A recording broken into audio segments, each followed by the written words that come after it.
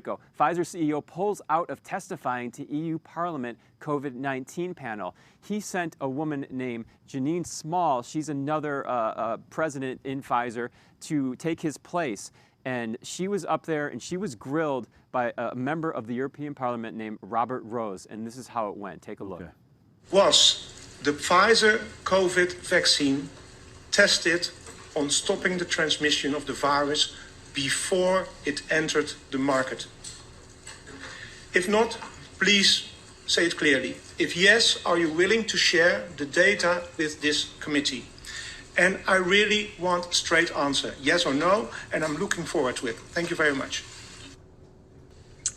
Regarding the question around, did we know about stopping immunisation before it's entered the market?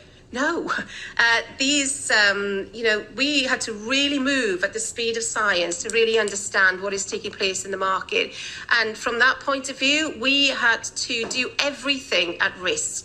It really was a special moment. For the first time, Pfizer admitted that the vaccine was not tested on stopping the transmission of the virus when it entered the market. And this has massive implications.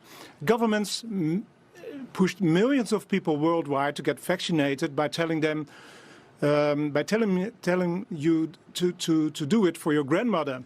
And they tricked perfectly healthy young people into taking this jab using false arguments.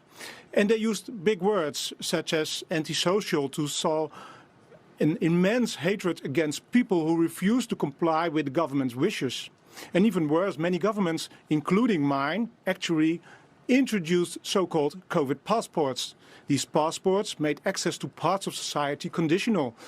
Those who did not wish to get vaccinated lost that access, not being able to visit a restaurant or a gym, all in the name of public health. Our governments love to talk about institutional discrimination, but this was real institutional discrimination. Yes. In many countries, like the US and Italy, vaccine mandates were introduced for certain professions. Many people lost their job, their livelihood, their business, because they stood by their principles. Austria even had a lockdown for the unvaccinated because of this reason. The government literally imprisoned people within their own homes. All of this was based on the idea that vaccination helps prevent the spread of the virus. Otherwise, why should people out of society? But this has now proven to be a big lie.